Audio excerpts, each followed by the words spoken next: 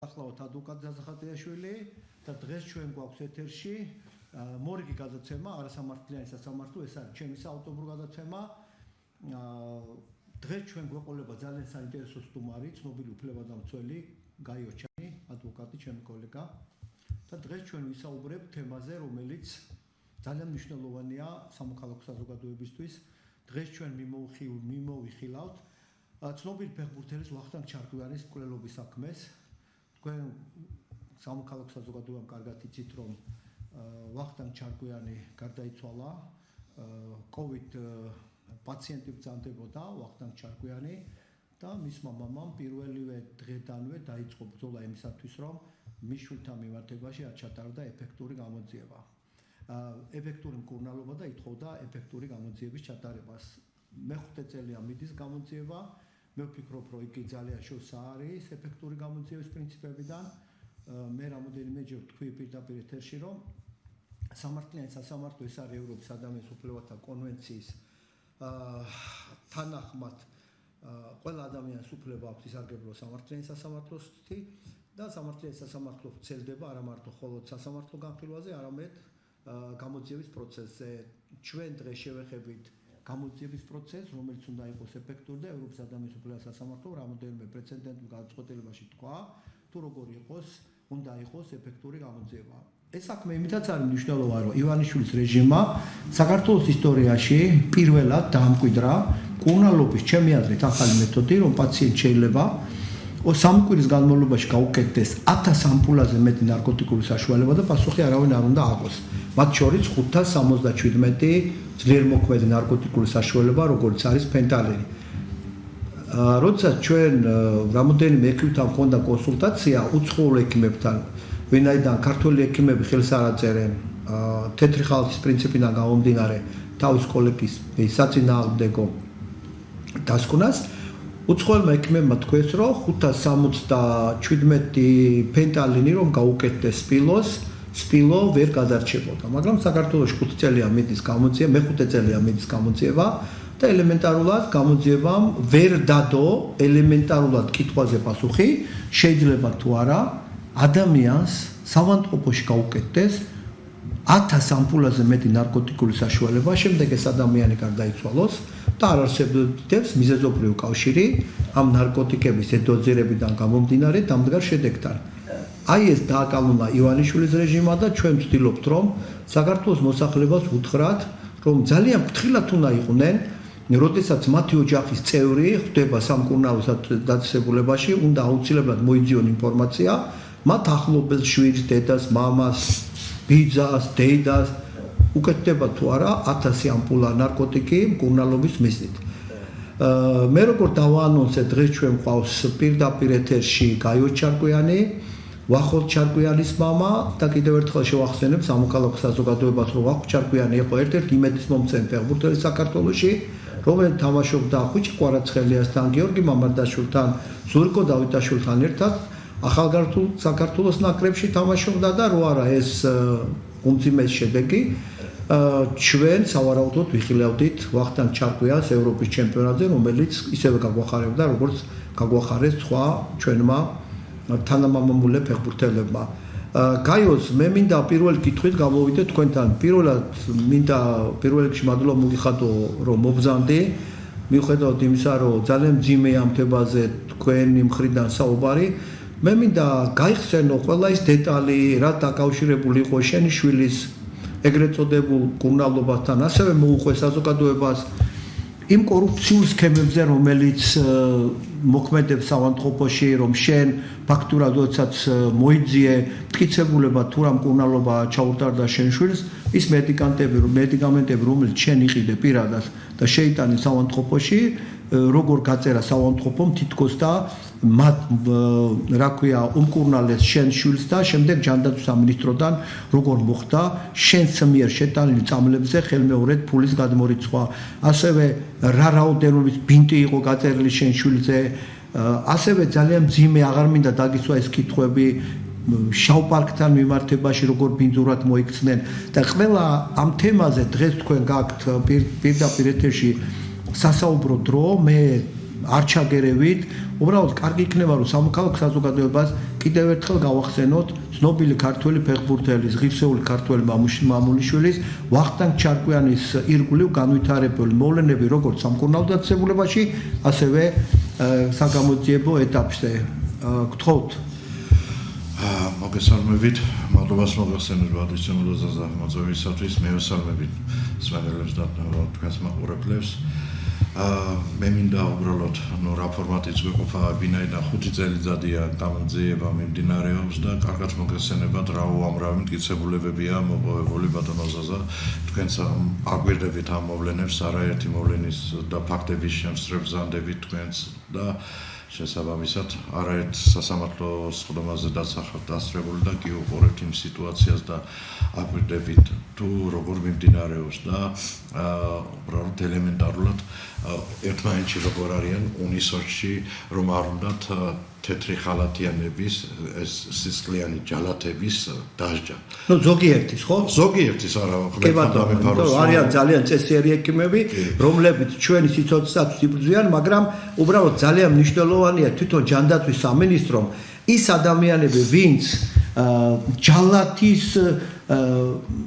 მანტიას ირგებენ, რომ ის ადამიანები ჩამოშორდნენ სამედიცინო სექტორს, რომ ადამიანებს ჰქონდეთ იმის განცდა, რომ შევლენ საავადმყოფოში და მიიღებენ იქიდან ეფექტურ მკურნალობას. მე მხოლოდ რამოდენიმე დეტალზე გავამახვილებ პატრიცემულო ზაზა თქვენს ყურადღებას და საზოგადოების ყურადღებას, რომ და მსმენელებისათვის და საზოგადოებისათვის რომ იყოს ნათელი, როდესაც ჩემი შვილი შევიდა კლინიკაში, იქ ფაქტობრივად იმდენი თავიდანვე შესვლისთანავე უკვე იყო დარღვევები, სამართლებრივი დარღვევები, არანაირი ხელშეკრულებაზე ხელის მოწერა, არანაირი გამოკითხვა პაციენტის გამოკითხვა წონაზე, სიმაღლეზე, სისხლის ჯგუფთან დაკავშირებით, იგივე ალერგიასთან დაკავშირებით. ახლა შეიძლება მსმენელებს გაეცინოს იმასთან დაკავშირებით ეს როგორ ხდება, მაგრამ ფაქტი ერთია, პატრიცემულო ზაზა, ის გარემოება, რომ აბსოლუტურად იმ სამედიცინო ისტორიაში, რომელიც სამედიცინო ისტორიას მოიცავს 486 გვერდს, არცად არ არის დაფიქსირებული ჩემი შვილის არც ხელმოწერა, არც წონა, არც სიმაღლე და უფრო მეტიც, როდესაც ჩემს შვილს სინამდვილეში მესამე ჯგუფის დადებითი სისხლი ჰქონდა და როდესაც რატომღაც სამედიცინო კურსუსებში მეორე ჯგუფის სისხლი არის დაფიქსირებული. იქ არანაირი ის არ არის ნათქვამი, რომ თუ როდის ჰქონდა სიცხე, რა მედიკამენტები 26 საათის განმავლობაში ექიმიც არ არის შენაცვლელი, საჭმელი არ ეწოდებოდა ანუ რო გადაიყვანეს COVID საავადმყოფოში 26 საათი ექიმი არ შეხვდა. ეს დაფიქსირებულიც არის, რომ მთელი დღის განმავლობაში 26 საათის განმავლობაში ექიმიც არ არის შენაცვლელი და არანაირი ყურადღება არ მიექცა ჩემს შვილს. მე შესაბამისად დამძიმდა რამოდენიმე დღეში მისი ჯანმრთელობის მდგომარეობა და გადაიყვანეს ინტენსიური თერაპიის განყოფილებაში, ეგრეთ წოდებული რეანიმაციაში, სადაც დაუწყეს მკურნალობა. მკურნალობა უკვე დაუწყეს, მაგრამ ის აუცილებლად 2 დღის შემდეგ იგივე არც კვლევები არ ჩატარებულა, არც ანალიზები, არც გამოკითხვა, არც სინჯები ალერგიაზე. და გაუკეთეს ისეთი მედიკამენტები, რომელი მედიკამენტებიც ხო იმ მომენტისათვის პირდაპირ შემიძლია მთელი პასუხისგებლობით განაცხადო ადვიცემულო ზაზა იმასთან დაკავშირებით, რომ იმ მომენტისათვის 20-21 წლის გაიდლაინებით, რომელიც მსოფლიო ჯანმოს მიერ იყო რეკომენდირებული და ეგრეთ წოდებულმა სამედიცინო კოჰორტამაც დაამტკიცა ისეთი პროფესორების და ისეთი ექიმების მიერ იყო ხელმოწერილი ახლაც დევს საიტზედაც და შესაბამისად მეც აქვს მატერიალურად აღნიშნული გაიდლაინი, საერთოდ არ არის დაფიქსირებული ნარკოტიკების მოხმარება პაციენტებზე, რომ გამოყენებული ყოფილიყო ესა თუ ის ნარკოტიკი. მაგრამ 19 აგვისტოდან, როდესაც სტაციონარში მოთავსებიდან მე-9 დღეს უკვე დაუწყეს მას ეგრეთ წოდებული ფენტალინით ინექციები, ამას მიაყოლეს მიდაზოლამი, მიაყოლეს ჰაროპერიდოლი, მიაყოლეს პროპოფოლი, მიაყოლეს მორფინი და სხვადასხვა მედიკამენტები. საერთოდ ჯამში, როდესაც მე ჯანმრთელობის ისტორია და ფორმაცია და შესაბამისად შესაბამისად ისტორია და კალკულაციას რომ ნახე 60-ზე მეტი პრეპარატი არის გაკეთებული ჩემი შვილის მიმართ. აღნიშნულთან დაკავშირებით მე გადასხმებს აღარ გულისხმობ ინექციას, როდესაც ინტრავენურად გადასხმებს უკეთებენ რინგერი და ნატრიუმის ქლორიდს და იმებს, სადაც სისხლი ეგრეთ წოდებული ვითომ სისხლი იწმინდება. ეგეც რომ დავთვალე, პატივცემულო ზაზა, ნახევარი ლიტრა ჩადის იმ ბოთლში და 1/2-ზე ხო კალკულაციაში რაც დაფიქსირდა 180 litrას აღწევს ჩემო პატივცემულო 23 დღის განმავლობაში 180 ლიტრა ორგანიზმში როგორ უნდა გამოვიდეს ორგანიზმიდან არანაირი მეთოდი არ იყო და როგორ გაუძლო ჩემაშვილმა ამდენს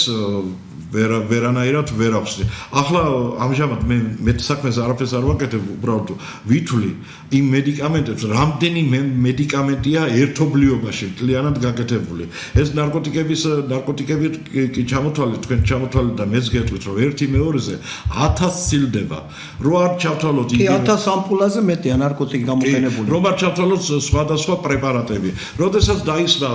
ერთ-ერთ სასამართლო პროცესზე, მაგრამ მოსამართლე დაუსვა ერთ-ერთ ეკიპს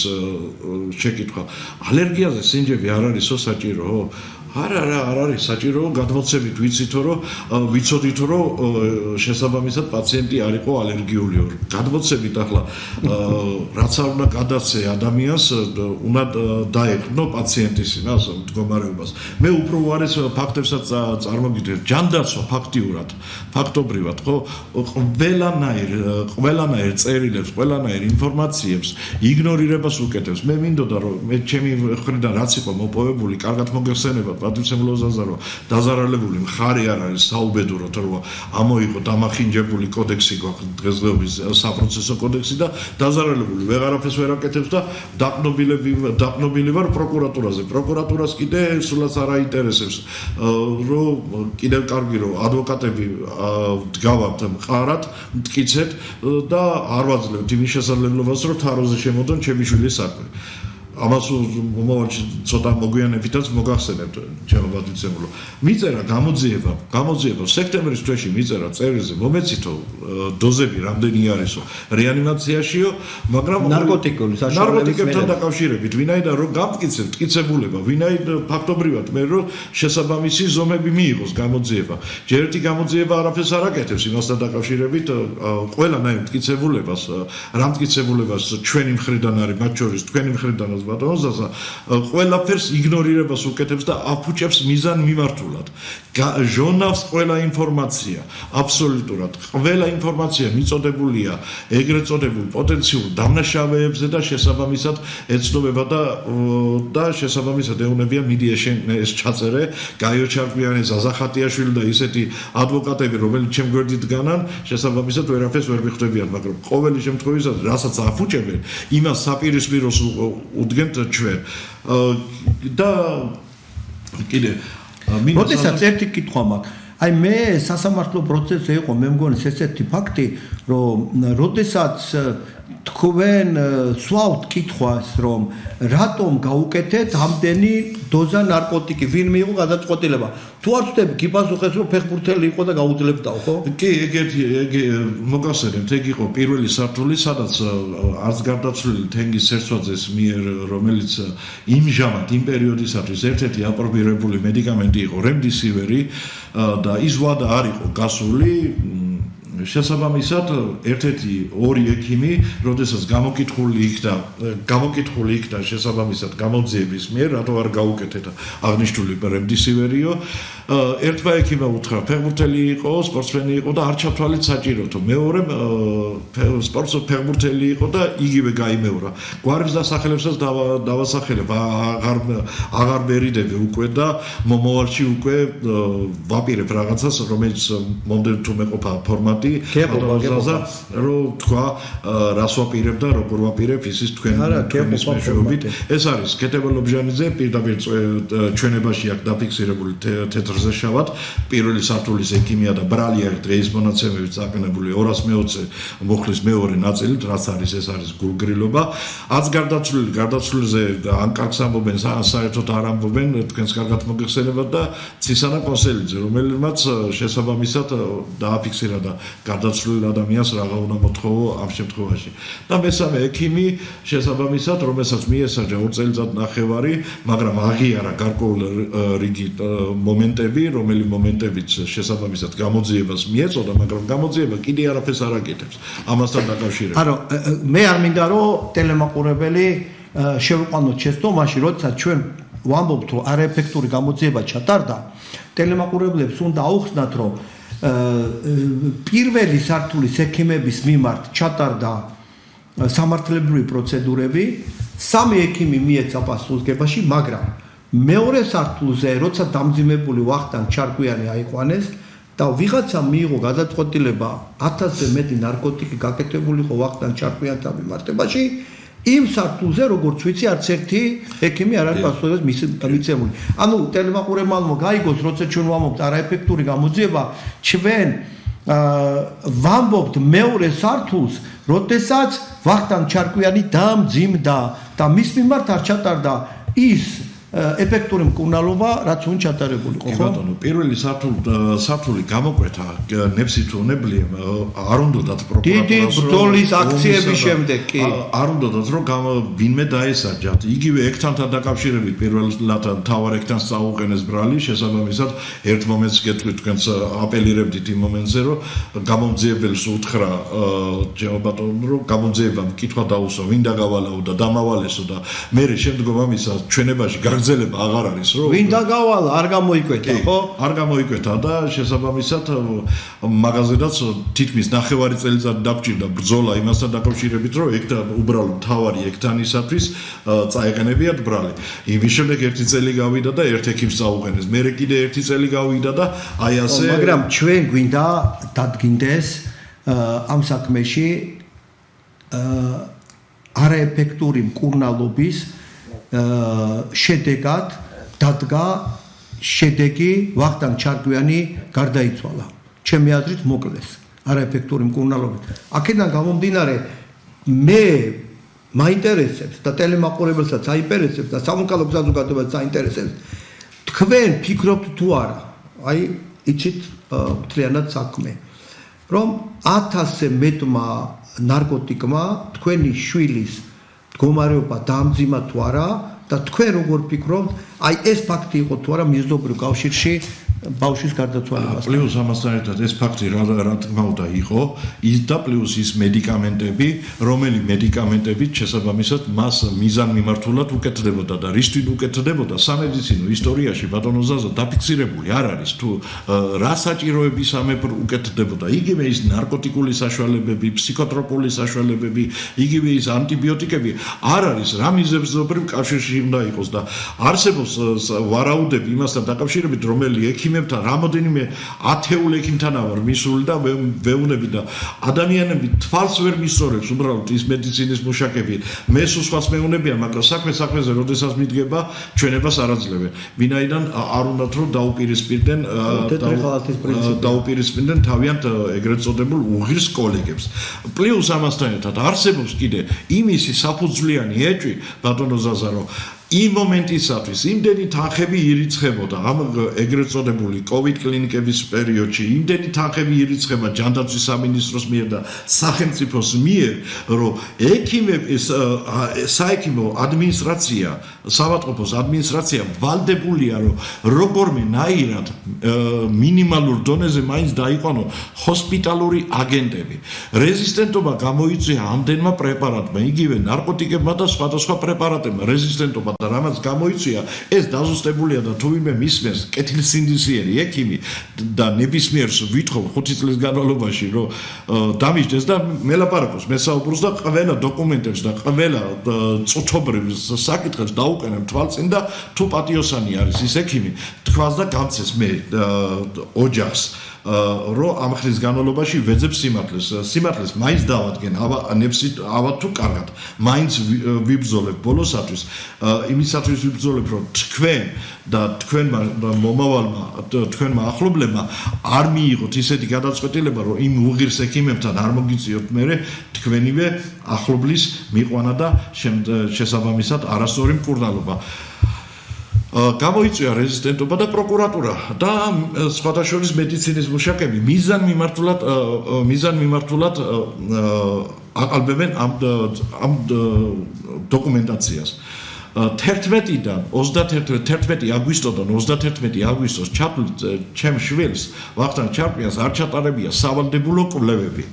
მით უმეტეს პროტოკოლით გათვალისწინებული, რაც რეკომენდირებული იყო, გაიდლაინებით, რა. აი რა არ ჩატარებულა, იგივე ნახველის ბაქტერიოლოგიური კვლევა, ექიმმა ვერ გაარკვია ანალიზი, როგორი ანალიზი უნდა აიღო, ვირუსული ანალიზი უნდა აიღო თუ ბაქტერიოლოგიური კვლევა უნდა ჩაეტარებია. შესაბამისად, სიცხე არ ქონდაო, ზოგადი ცხელებები ქონდაო და როცა ქონდა ცხელებები, ის ნახველის ანალიზი არ აუღეს და რომ რა სახის მკურნალობა უნდა ემართათ პაციენტი. როდესაც აიღებდნენ ამ ნახველის ანალიზს პატვისმცემლო ზაზა ხო გაირკვეოდა რა ჭირდა ჩემშვილს სინამდვილეში და შესაბამისად იმ მიმართულების მედიკამენტს დაუნიშნავდნენ ერთი მედიკამენტი იქნებოდა საჭირო და არა ისეთ ექსპერიმენტები რაც შესაბამისად 6 დღის შემდეგ დაუწყეს გარდაცვალებამდე ჩემშვილს მკურნალობა. ამის შემდეგ 31-ში, როდესაც დამძიმდა ჩემი შვილის მდგომარეობა, გადაიყვანეს მართვის აპარატზე და მინდა ჩაგაყენოთ საქმისხლოში, რომ შესაბამისად არც გადაყვანის ეგრეთ წოდებული ფხოვოს გადაყვანის ოქმიც არ არსებობს სამედიცინო ისტორიაში, რომელიც აუცილებელია და ხელმოწერაზე ხო ზედმეტია საუბარი, შეაერთეს მართვის აპარატზე ჩემი შვილი და ექიმი წავიდა შებულებაში, ჩემო გინახავთ ამნაირი სასწაული და კიდე მე იტყვია რომ ვითომ პატიოსნებაზე დებენ თავს და 31-ში აღებულ ანალიზებს რატომაც პროკურატურა და გამოძიება ერთ ცალსახად ადასტურებს რომ პირველში იქნა აღებულია არა და თეთრ აი აქ ამაქვს დოკუმენტაცია და პირდაპირ ზაგიკითხებთ უგნებათ რომ 31-ში იქნა აღებული პასუხი 31-ში რა იქნა აღებული ნახველის ანალიზი დააფიქსირა გამოძიებამ და ექიმებმა პირველში იქნა აღებულიო სინამდვილეში არ ყოფილა ესე 31 აგვისტოს იქნა აღებული ხო კი პირველადი ისა კვლევები ჩატარდა როდესაც მართვის აპარატზე შეაერთეს და იქამდე რამდენი დღის განმავლობაში იყო ტელემაყურებლებს მოახსენე 21 დღის განმავლობაში რომელიც ეს სავალდებულო კვლევები არ ქონდა ჩატარებული ანუ თქვენ როგორ ფიქრობთ ეს სავალდებულო კვლევები რო ჩატარებულიყო მაშინ ეს ფატალური შედეგი კანონით არ უნდა დამდგარიყო იმიტომ რომ კურნალობის სწორი მეთოდოლოგია განისაზღვრებოდა. კი ბატონო, განისაზღვრებოდა სწორი მიმართულება და დიაგნოზირებული იქნებოდა ჩემი შვილი და უბრალოდ ელემენტარულად, რასაც თქვენ მოყვებით ის გამაოგნებელი ციფრები, ის ციფრები არ იქნებოდა. 20 წლის ფეხბურთელზეა საუბარი, პატივცემულებო, საქართველოს ახალგაზრდული ნაკრების ყოფილ წევრზე, თბილისის დინამოს ფეხბურთელზე, რომელსაც წინასწარი კონტრაქტი საბერძნეთში ჰქონდა გაფორმებული უმაღლესი დივიზიონის კლუბ პაუკთან და მიდიოდა რომ პაუკის შემადგენლობაში გაიგრძელებინა საფეხბურთო კარიერა და ეს ფატალური შედეგი დაემართა ჩვენი აზრით არაეფექტური კურნალობიდან გამომდინარე. გავაგრძელებ იმ მომენტიდან და შესაბამისად, როდესაც მოვიდა ანალიზებით დადასტურდა და ისტორიაშიც არის დაფიქსირებული 4-ში უკვე, ხო, საკმაოდ გავრცელებული ჰოსპიტალური აგენტი დაუდგინდა. აი ახლა ეგ ტელემაყურებელს აუხსენი, შენ და მე ვიცით, მაგრამ რა არის ჰოსპიტალური აგენტი და რის გამო წარმოიშვა და იყო თუ არა ეს თელ საავადმყოფოში გავრცელებული. თელ საავადმყოფოში იყო გავრცელებული და არსებობს იმისი დამადასტურებელი დოკუმენტი ავერსის კლინიკამ გასცა ასეთი დოკუმენტი რომ იმ პერიოდისათვის გავრცელებული იყო ჰოსპიტალური აგენტები. ეს ვირუსია ხო? ჰოსპიტალური აგენტები არის მართვის აპარატიდან გამოწვეული და იგივე როგორც თავში ვახსენე, ეს ვირუსია ხო? კი ბატონო, რომელიც იწვევს ინფექციას, ინფექციური დაავადებაა შინაგანის ნეულების და შემდგომ ამისა უცბად ვითარდება მე შინაგანის ნეულების და დამბლა და სეფსისი და შესაბამისად პაციენტი ადამიანი უკვე რამოდენიმე ხანში გარდაიცვლება უკვე ანუ თქვენ ამით ადასტურებთ თუ არა რომ ვახტანგ ჩარკვიას რომელსაც არ ქონდა ვირუსული ინფექცია სავანტყოფოში შეეყარა ვინაიდან იმ ხნის განმავლობაში 11 აგვისტოდან 10 სექტემბრამდე ჩემი შვილი იქ მკურნალობდა სხვაგან საერთოდ სავანტყოფოში და არ ყოფილა არც წოლილა არანაირად ფეხის ტრამას თუ არ ჩავთვლით უბრალოდ ფეხში თუ მოხდებოდა ბუცი და ისა დანარჩენი არანაირი ტკივილები მას არ აწუხებდა სიცივე გინდა წვიმა ყინვა თოვლი თუ რაც გინდა იქ ყოველდღიურ რეჟიმში ვარჯიშობდა 7 წლიდან მოყოლებული აქტიურ სპორტს მიყვებოდა და აქედან გამომდინარე თუ კი თქვენ თვითონ იმის ყველა მთელი პასუხისგებლობით ვაცხადებ ბატონო ზაზა იმასთან დაკავშირებით ვინაიდან თქვენ ჩემი ოჯახის ადვოკატის ბრძანდებით და ყველა ეს დოკუმენტი ხო დადებულია ციფრობრივად დანომრილი მაქვს სად რა მოხდა ვინაიდან ახლა მეც ჩვენ მოდი რა ვქნათ იცი გაიოს ეს არ არის სასამართლო პროცესი და ჩვენ გვიყურებენ ტელემაყურებლები ჩვენ მივედით იქ რომ ინფექცია შეყარეს სავანტყოფომ თქვენ შვილს აი შემდეგ რა ხდება შემდგომ რა ხდება ჩემო ბატონო და დაფიქსირებულია 4-ში ჩემო ბატონო და ეს პროკურატურამ და სამედიცინო პერსონალმა დამალეს ჩემო ბატონო მაგრამ სამედიცინო ისტორიიდან ვერ ამოიღეს ვინაიდან აი აქ არის ფაქტობრივი გარემოებები თუ თქვენთვის იქნება რომ მე ვიცი და ტელემაყურებლებს ხო და ზუსტად ვამბობ მთელი პასუხისგებლობით ვაცხადებ ამას რომ ეს დადასტურებულია იმიტომ სასამართლო პროცესზე დაადასტურეს რომ იყო სასამართლო პროცესზე სამწუხაროდ ვერ ფიქსირდება ვინაიდან ის მეორე ექიმების მიმართ ბრალი ჯერჯერობით ფეხს ითრევს პროკურატურა იმასთან დაკავშირებით რომ არ ვიცი ეშინია ან ვინმეს დავალებას ასრულებენ იმასთან დაკავშირებით რომ რეანიმაციის ექიმები ინტენსიური თერაპიის ექიმები შესაბამისად მომეცემა მაგის მაგაში ვერ დაგეთანხმები და რატო იცი სამოქალაქო საქმეზე კლინიკის წარმომადგენლებმა დაადასტურეს რომ ჰოსპიტალური აგენტები სხვა გამოსავალი არ ქონდათ იმიტომ რომ აქედან გამომდინარე კლინიკა მეს დაადასტურა მე იქ ვიყავი ჩემი თვალით ვნახე აქედან გამომდინარე როდესაც კლინიკა ადასტურებს რომ ინფექცია გავრცელდა კლინიკაში და შეეყარა 20 წლის ფეხბურთელს და შემდეგ დადგა ფატალური შედეგი მე ვფიქრობ რომ კლინიკის ბრალეულობა აქ არის ცალსახად და რა თქმა უნდა კლინიკის ექიმების იმ პერსონალის მიმართ რომელმაც თავის დაუდევრობით ადამიანს ვირუსი შეყარეს რომელსაც გაუკეთეს 1000 ამპულაზე მეტი ნარკოტიკი უბრალოდ სახელმწიფოს ვალდებულებაა მე მინდა უთხრა ივანიშვილის რეჟიმს საქართველოს ისტორიაში ასეთი რამ არავის არ გაუკეთებია ასეთი მკურნალობის მეთოდი არავის არ დაუკანონებია ამიტომ მინდა რომ გონს მოეგოთ იმიტომ რომ ხელისუფლება არ არის სამუდამო ტკბობა ჩვენ ხედავთ რომ ყოფილი პრემიერ-მინისტრი და ყოფილი მაღალჩინოსნები ყოფილი პრეზიდენტი დღეს არიან საპატრონო დაწესებულებაში და აქედან გამომდინარე ნუტკბები დღევანდელი ხელისუფლებით ჩაატარეთ ეფექტური გამოძიება საზოგადოებას უთხარით რომ მკურნალობის ეს მეთოდი აღარ განხორციელდება არც ერთ მოქალაქესთან მიმართებაში აქედან გამომდინარე ეს გეტყვით რომ სასამართლოზე უბრალოდ სხვა გზა ჩვენ აღარ დაუტოვეთ ისიც შესაბამისად კოლეგა არის ჩვენი კოლეგა არის და აქედან გამომდინარე დაადასტურეს ფაქტობრივად იქ ფაქტობრივად კიდე პატარა ექსპერიმენტიც ჩავატარეთ ვადიცებული რომ მოსამართლე თვითონ გაოგნებული იყო რომ წარმოვადგინე ბინტი ბამბა და შესაბამისად ეხლა მე მინდა ტელემაყურებელს მოახსენო რა კორუფციული ფაქტები არის დადასტურებული ამ საქმეში თქვენი შვილის მკურნალობასთან მიმართებაში რა მტკიცებულებები წარადგინე პროკურატურაში და პროკურატურა ატარებს თუ არა ეფექტურ გამოძიებას ან ნელ-ნელა გაყევი დავიწყოთ შავი პარკით რა არის შავი პარკი ახსენე შავი პარკი ეს არის ბოდიში რომაც რო გეკითხები ვიცი რომ ძიმია მაგრამ ტელემაყურებლები ჩვენ გვიყურებენ და აი ეს შავი პარკიდან იმიტომ დაგაწყებინე რომ აი ეს სიბინძურეც დაფიქსირდა შენ შვილთან მიმართ. მოდი პირდაპირ ვეტყვი რომ ეს იყო ყოველგვარი მოგონილი ეგრეთ წოდებული ბჭყალებში დაავადება რომელიც აწყობდათ რომ ხალხი დაეზაფრათ და ფსიქოლოგიური განადგურებები ხო, მაგრამ შავ პარკი რა იყო? გავაგზელებ რა. კი ბატონო. ბოდიშის ხო, კი ბატონო, ეს ეხლა და პრეზიდენტმა ტრამპმა თქვა, რომ ეს იყო გამოგონილი. არა მარტო და სხვადასხვა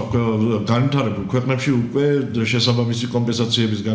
გაცემას დაიწყეს იმასთან დაკავშირებით, რომ ეს იყო სოფლიო აფიორა. აქედან გამომდინარე, უნდათ რომ ხალხი დაეძაფრათ, ფსიქოლოგიურად დაემონებიათ ხალხი. რა ფსიქოლოგიურ დამონებაში რო ყოლოდათ ატყუებდნენ ხალხს რო და ისე ატანდნენ შავი პარკით გარდაცვლილებს და ისე ამარხიებდნენ მე პირდაპირ ვამბობ მთელი პასუხისგებლობით და პირდაპირ გეტყვით არ იყო შენ შვილი მე იქ ვიყავი ჩემო ჯახშიდაც იყავით შესაბამისად ეკლესიაშიდაც ორი დღე მყავდა დასვენებული სადაც პანაშვიდებს უხდიდი ჩემშვის სახლშიდაც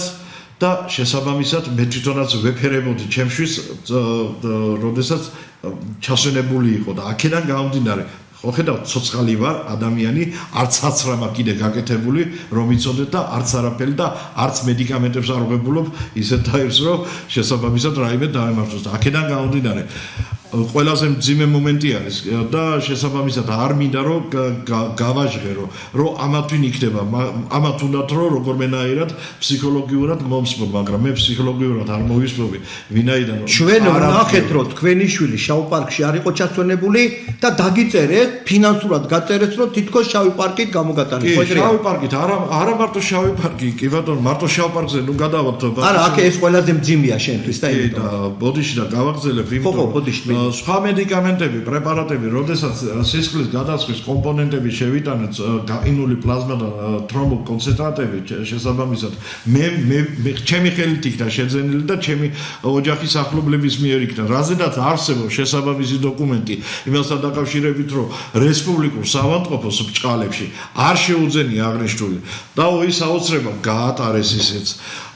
გაატარეთ როგორ თვითონ შეიძინეს და შემდეგ სახელმწიფოდან ფული მოითხოვეს. სახელმწიფოდან თანხა გადარიცხეს მე სახელმწიფომ გადმოურიცხა ფული. ვინაიდან ეს მკურნალობა საზოგადოება მინდა გაიგოს რომ იყო უფასოდ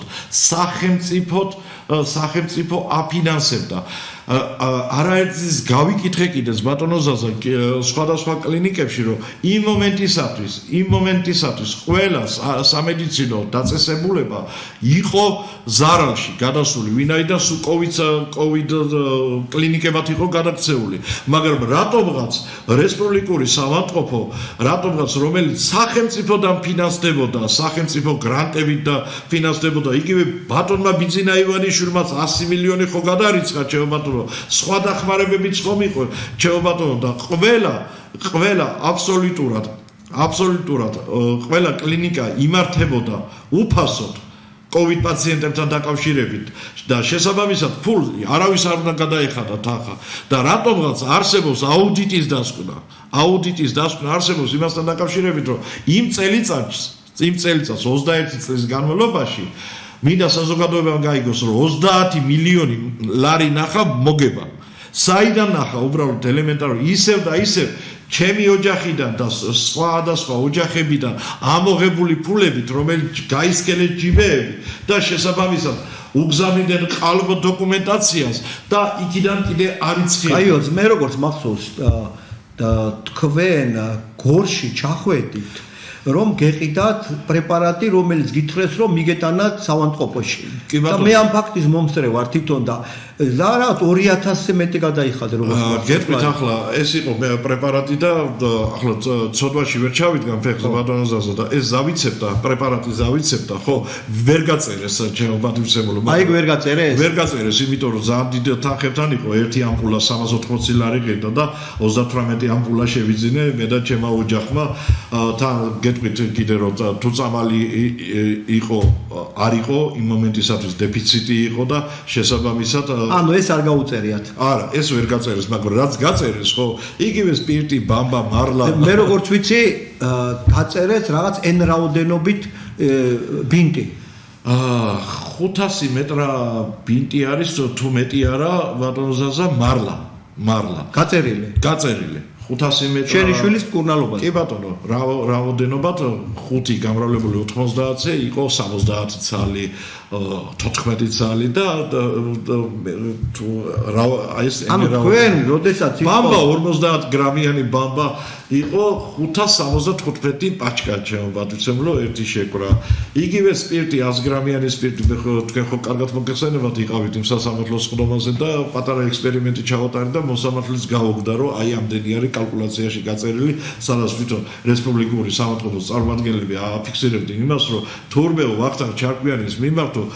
ჩვენო ხარჯები გავწიეთო და მედიკამენტები დაიხარჯავ და ზუსტად ის წარუდგინეთ თავისივე საპირისპიროდ,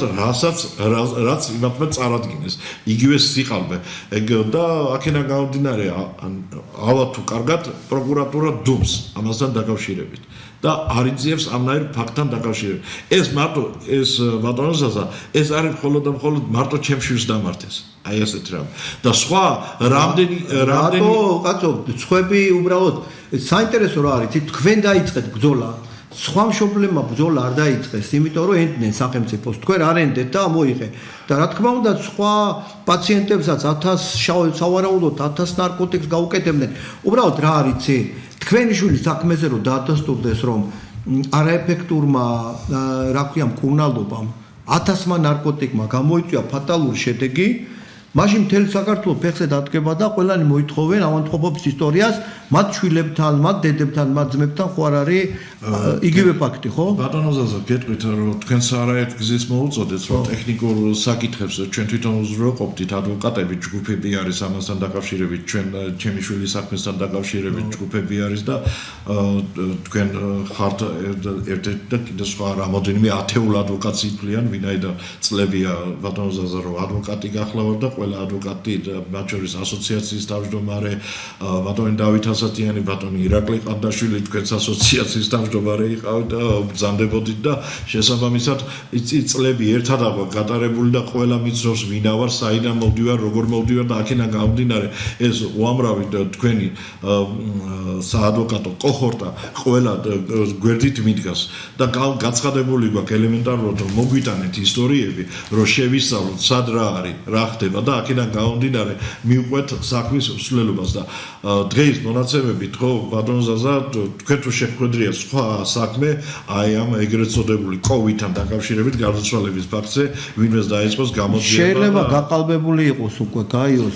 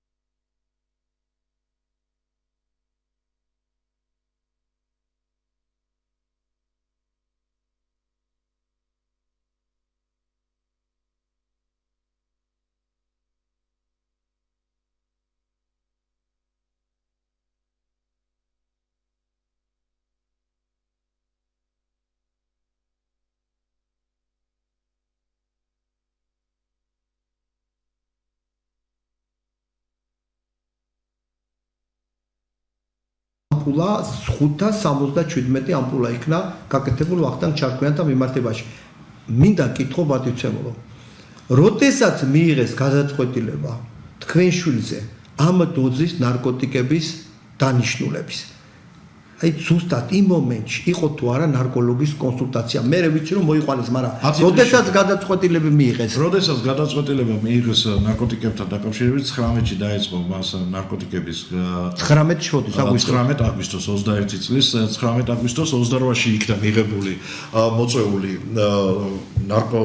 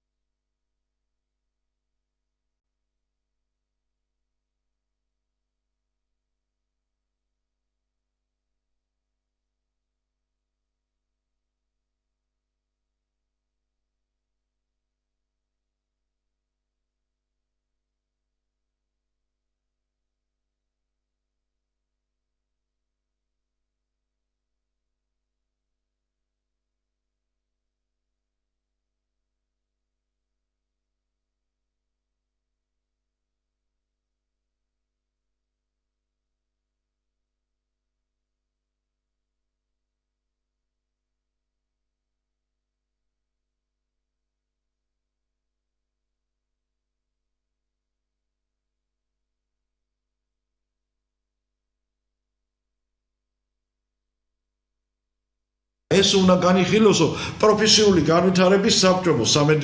რეგულაციის სააგენტოში არის ჯანდაცვაში არის პროფესიული განვითარების საბჭო.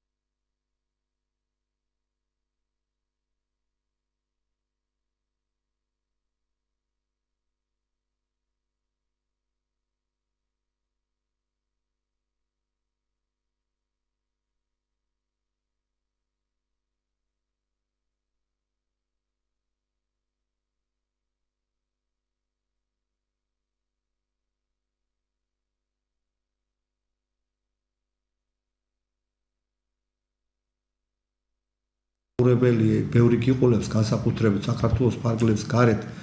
ძალიან ბევრი ადამიანი უყურებს ამ გადაცემას და აი რა შეიძლება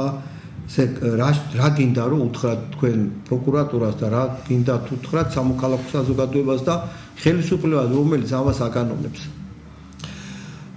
მე მინდა რომ უთხრა პროკურატურას ბოდიშით გეყოფათ თქვენ თავის აკდება გელოდებით ერთი კვირის შემდეგ უნდა გამცეთ პასუხი მასთან დაკავშირებით მოხდება თუ არა მეორე სართულის ეგრეთ წოდებული მეორე სართულის კლინიკის ექიმებზე ბრალის წაყენება აქედან გამომდინარე თუკი პროკურატურა ამ შემთხვევაში არ მიიღებს გადაწყვეტილებას ერთი კვირის განმავლობაში მე მოსამზადებელ პერიოდს გამოვიყენებ თქვენივე დახმარებით, ჩემი მეგობარი კოლეგების დახმარებით, რომელიც არაერთია შესაბამისად ვთხოვ ახლად არჩეულ ადვოკატთა ასოციაციის თავმჯდომარესაც, რომ ადვოკატი, რომელიც თქვენი კოლეგა ვარ და ჩემი ოჯახი ამნაირ მდგომარეობაში იმყოფება, რომ დამიცვას და ეფექტური გამოძიება აწარმოო. თუ არ მოხდება ანალოგიური დღესაც მაქსიმალურად შევიკავე თავი მასთან დაკავშირებით, რომ ის ჯალათები და ის გამყალბებლები, რომლებიც აყალბებენ მიზანმიმართულად ჩემი შვილის ისტორიასაც, სისხლისამართლის საქმესაც, ვამხილო და პირდაპირ ეთერით დავასახელო მათი გვარი და სახელები. და კარგად მოგეხსენებათ აქედან თქვენ რატო უნდა დაასახელოთ, თქო პროკურატურამ უნდა ბრალი დაუყენოს. არა, ბოდიში, თუ არ მოახდინეს, აქედან გამომდინარე, თუ არ მოახდინეს ბრალების წაყენება. იმ პროკურორების, იმ გამომძიებლების, იმ ექიმების სახელებს და გვარებს დავასახელებ საჯაროდ და მათაც აყავთ გამომძიებლებზე და პროკურორებზე მაქვს საუბარი. მათ თქვენს აყავთ შვილები და მეც როგორც მამას გეუბნებით, მიხედეთ ამ საქმეს. თორე შეგაკვდებით და ცოცხალი გაიოჩარგვიანეს თუ არ გეშინიათ, მაშინ გარდაცვლილი გაიოჩარგვიანეს უფრო მეტად შეგეშინდებათ. აი ამის პირობას მე გაცილებთ. კაიოს მე ვფიქრობ, თუ პროკურატურა არ ჩაატარებს ეფექტურ გამოძიებას, ჩემი აზრით, ყველა ის ადამიანი უნდა დაჯდეს საბრალდებო სკამზე, ვინც აყალბებს მიზანმიმართულად ამ საქმეს. აქედან გამომდინარე, ხომ არ იქნებოდა უფრო კარგი, რომ აი მოგეთხოვათ სისხლისამართლებით დევნის დაწყება ყველა პროკურორის, ყველა გამომძიებლის მიმართ, რომელიც 4 წლის განმავლობაში ელემენტარულად არ ატარებენ ეფექტურ გამოძიებას და ელემენტარულად გენერალური პროკურორი არის ვალდებული პროკურატურის შესახებ მე-15 მუხლიდან გამომდინარე, როდესაც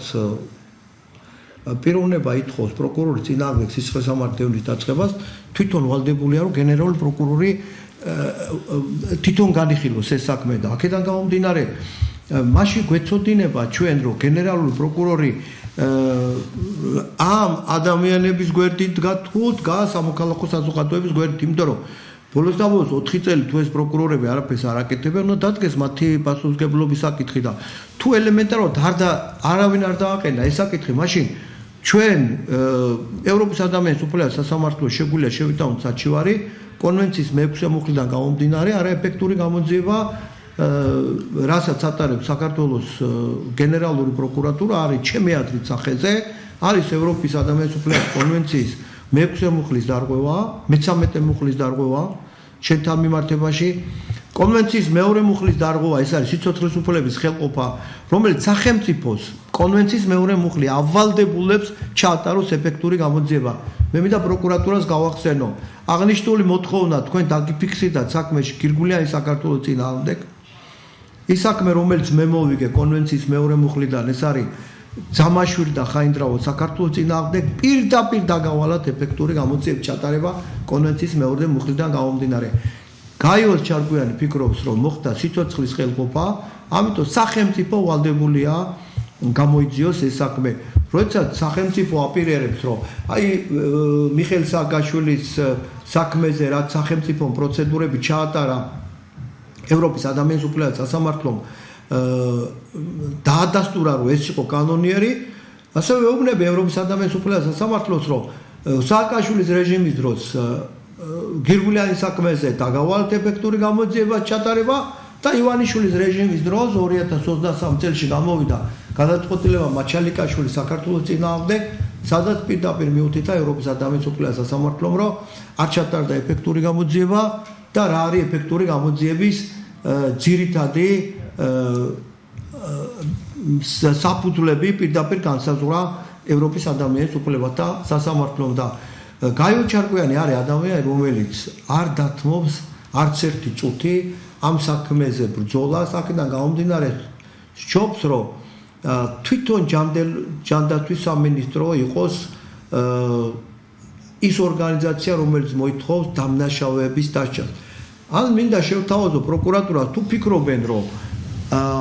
ეს მკურნალობის მეთოდი არის კანონიერი, მაშინ გამოიტანეთ გადაწყვეტილება სისხლის სამართლის საქმის აი ამ ნაწილში შეწყვეტის თაობაზე, ხო? გამოიტანეთ გადაწყვეტილება. ერთიც არ გამოაქვთ, დარც მეორეს არ აკეთებენ. ანუ ფაქტობრივად ადამიანს დასცინიან დაზარალებულს, რომელიც ყოველდღიურად დადის თავის შვილის საფლავზე და მისი ყოველდღიური ცხოვრება ეს არის შვილის საფლავის მიმდებარე ტერიტორიაზე გატარება. ეს არ შეიძლება, ეს არ არის სამართლებრივი სახელმწიფო და ეს არის სიბინძურე, რასაც საქართველოს სახელმწიფო აკეთებს დაზარალებულ მამასთან მიმართებაში. გაიოც, ამოწურეთ თქვენ სისხლის სამართლის საქმესთან მიმართებაში, მინდა იცი რა კითხო, იმართება თქვენი შვილის სახელობის ტურნირი. ამ ტურნირზეც მინდა რომ ორი სიტყვა თქვა. ის იმდენად უყვარდათ თავის მეგობრებს, რომ ვახოს თასი იმართება ყოველ წელს, უკვე ეხლა მეხუთე წელი იქნება რომ ჩატარდება. 4 ჩატარდა. მე თითქმის ყველა ამ ტურნირზე ვიყავი. საკმაოდ საინტერესო ტურნირია და ჩემთვის აი რა ძალიან მნიშვნელოვანი იყო მამარდაშვილი, ზურიკო დავითაშვილი და ხვიჩა ყვარაცხელია მიესალმნენ მონაწილეებს. აი ამაზე ერთი წუთი რო ისაუბრო. მადლობა არტიზემლოზაზა, ეს უბრალოდ ჩემთვის არის ის ბედნიერი წუთები, რომელი ბედნიერი წუთებიც იგრებებიან ვახოს მეგობრები, ახლობლები. წელიწადში ორჯერ ეს არის დაბადების დღე და გარდაცვალების მკვლელობის დღე. და ნებსის დუმნებლიოთ როცა ახერხებენ ბიჭები, იმიტომ რომ ისეთი პერიოდი არის ბატონო ზაზა, რომ თქვენს ფეხბურთის მოყვარული ადამიანები მზამდები და ისეთი პერიოდი არის, რომ იქ ევროპაში უკვე ციებცხელება არის, საფეხბურთო ციებცხელება, ვერ ახერხებენ ჩამოსვლას, რომ ჩემი შვილი საფლავზე გავიდნენ და იქ ერთი რამოდენიმე სიტყვაც თქვან, მაგრამ რასაც ახერხებენ იგივე მიმართვებით და მე მინდა ის ტრადიცია, რომელიც ჩემი შვილის მეგობრებმა, საფეხბურთო კლუბის მწვრთნელებმა, დღესდღეობით მოქმედი ფეხბურთელები იყვნენ და ახლა მწვრთნელები არიან ბავშვთა ფეხბურთში. ეს არის გიორგი გოცირიძე, გიორგი მამინაშვილი, რომელიც ყოველწლიურ დასაბამი მიცეს იმასთან დაკავშირებით, რომ პატარა ასაკის ბავშვებმა ჯანსაღი ცხოვრებით იცხოვრონ და უკვე ამ კვირის ბოლოდან შაბათი კვირიდან უკვე დაიწყება 6 ასაკობრივი ჯგუფი არის, სულ 72 გუნდი მონაწილეობს. პირველად არ იყო ამდენი, ხო ეგრეა, აი ყოველ წელს ემატება, აქედან გამომდინარე და პლუს მე სიმბოლურად ვახოს მეგობრები, მოქმედი ფეხბურთელები და ვეტერანები ერთმანეთში აგორებენ ბურთს და სიმბოლურად მე თასი ადის საფლავზე და შესაბამისად იქ ბიჭები იგონებენ თავიანთ იქ ერთად გატარებულ დღეებს. აი ეს არის ის პატარა, რომელიც მე მინდა ისევ და ისევ მადლობა უთხრა ამ ბიჭებს, რომელიც ჩაუყარეს და ამათი ბრენდი არის, რასაც ქვია ამ ბიჭების გიორგი გოცირიძის და გიორგი მამინაშვილის და რა ვიცი, თვითონაც სათქვის რომ სანამდე ჩვენ ცოცხალი ვიქნებით, ეს ტურნირი ყოველთვის იქნება და იქნება. ორი კაცი რომ ვიყოთ, მაინც გავაგორებთ სიმბოლურად ვახოს სახელობის სახელზე ბურთს. და მე მინდა კიდე ერთი დავამატო, კი ბატონო, თქვი ბოდიშის მოთხოვნით. ნოგონია პროკურატურას რომ მე თქვენ დამამარცხებთ ან რაღაცას მიზამთ, ან რაღაცას მე ნაბიჯ თქვენ კიდევ ერთხელ მოგხვდით. თებერვლის დასაწყისამდე გაქვთ დრო და შესაბამისად მიიღეთ გადაწყვეტილება. თუ არა და მე ვიწყებ მასშტაბურად ადვოკატების მობილიზებას და აქედან გამომდინარე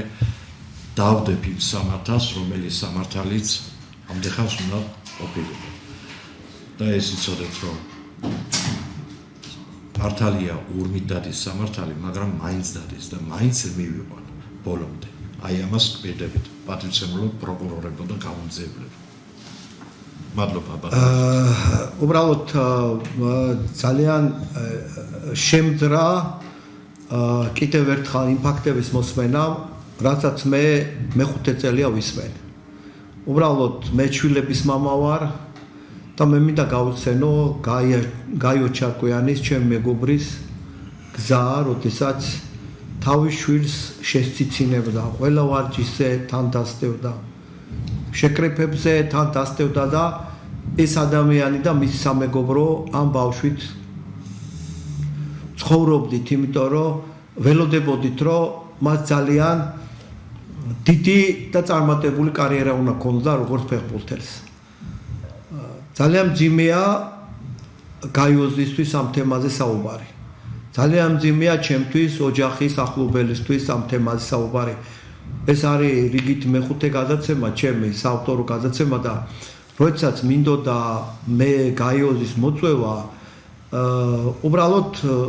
რამოდენიმე დღე ვერ ვახერხებდი, იმიტომ რომ მე ვიცი რომ მისთვის ძალიან მტკივნეულია ამ თემებზე საუბარი. მე მინდა გავიხსენო პირველი ჩვენი შეხვედრა გაიოსთან, როდესაც ჩვენ სამძიმარზე მივედით და შემდეგ საფლავზე გავედით ადვოკატები, მან თქვა რომ ჩემ შვილს ვერავინ ვერ გამიცოცხლებს, მაგრამ მე უნდა ვიბრძოლო ჩემი შვილის სახელით თქვენი შვილებისთვის, რომელსაც ელოდება